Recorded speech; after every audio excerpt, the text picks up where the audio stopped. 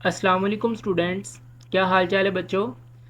तो बच्चों आज हम class 9th chapter number 2 structure of atoms का टेस्ट योर सेल्फ 2.1 करने वाले हैं। तो आइए स्टार्ट करें। ओके, तो फर्स्ट क्वेश्चन है आपके पास, do you know any element having no neutrons in its atom. क्या आप किसी ऐसे एलिमेंट को जानते हैं जिसके एटम में कोई भी न्यूट्रॉन प्रेजेंट ना हो। Yes, hydrogen atom. बेटा याद रखिएगा कि पूरे पीरियोडिक टेबल में सिर्फ एक हाइड्रोजन है जिसके पास कोई न्यूट्रॉन प्रेजेंट नहीं होता। सेकंड क्वेश्चन है, who discovered an electron, a proton and a neutron. तो यहाँ पर आपने जस्ट साइंटिस्ट के नेम बताने हैं जिन्होंने इलेक्ट्रॉन, प्रोटॉन और न्यूट्रॉन को डिस्कवर्ड किया। तो J Thomson discovered electron, Goldstein discovered proton and Chadwick discovered neutron. तो ये एमसीक्यूज के लिए भी आप याद रखेंगे और एज अ शॉर्ट क्वेश्चन भी आपसे पूछा जा सकता है।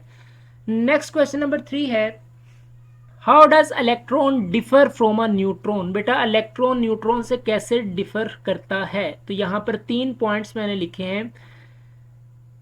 Electron is a negative particle. बेटा इलेक्ट्रॉन पर नेगेटिव चार्ज होता है, तो ये आपके पास नेगेटिव पार्टिकल है। अगर इसके मास की बात करें तो केजी में इसका मास होता है 9.1 मल्टीप्लाई 10 की पावर -31। लेकिन अगर एएमयू में बात करें तो इसका मास होता है 0.000548 AMU. Okay, that's all about electrons. नीचे आपके पास न्यूट्रॉन है। Neutron is a neutral particle. Okay, electron पर नेगेटिव चार्ज होता है लेकिन न्यूट्रॉन पर कोई भी चार्ज प्रेजेंट नहीं होता, ये आपका न्यूट्रल पार्टिकल होता है। अगर इसके मास की बात करें तो 1.674 मल्टीप्लाई 10 की पावर -27 केजी। और अगर एएमयू की बात करें तो 1.0087 एएमयू। ओके, तो आप ये कम मासेस को अगर कंपैरिजन करें तो आपका थर्ड पॉइंट ये बनता है कि neutron is heavier than that of an electron. Okay, जो न्यूट्रॉन होता है वो आपका इलेक्ट्रॉन से हैवियर होता है। ओके, तो इस तरह करके आप इलेक्ट्रॉन और न्यूट्रॉन को डिफर कर सकते हैं।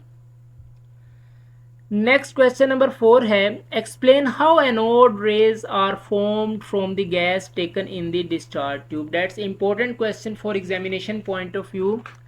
वो आपसे पूछ रहा है कि आप एक्सप्लेन करें कि एनोड रेज जो हैं आपके पास ये डिस्चार्ज ट्यूब में कैसे बनती हैं।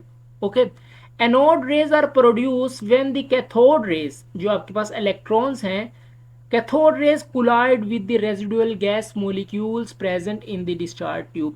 बेटा आपको याद होगा कि जब आपने डिस्कवरी ऑफ इलेक्ट्रॉन्स या प्रोटॉन्स की थी तो आपके पास डिस्चार्ज ट्यूब थी और डिस्चार्ज ट्यूब में गैस प्रेजेंट होती है। ओके, अब वो आपसे पूछ रहा है कि एनोड रेज कैसे प्रोड्यूस होती है। तो याद रखिएगा कि जब कैथोड रेज मूव करती हैं तो वो गैस के मोलिक्यूल के साथ कोलाइड करती हैं, स्ट्राइक करती हैं। ठीक है, तो जैसे ही कैथोड रेज जो हैं, जो इलेक्ट्रॉन्स हैं, वो गैस के मोलिक्यूल्स के साथ हिट करती हैं तो वहां से बेटा एनोड रेज प्रोड्यूस होती हैं। अच्छा, अब बच्चों के माइंड में ये कंफ्यूजन रहती है कि यार ये जो कैथोड रेज हैं इन पर नेगेटिव चार्ज होता है और ये कैथोड की प्लेट से निकलती हैं। ओके, अब जो एनोड रेज है इन पर पॉजिटिव चार्ज होता है, तो बच्चा ये समझता है कि पता नहीं एनोड रेज एनोड की प्लेट से निकलती हैं, लेकिन ऐसा नहीं होता। ओके, तो अगर आपसे पूछा जाए कि क्या कैथोड रेज कैथोड की सरफेस से निकलती हैं तो आंसर है यस।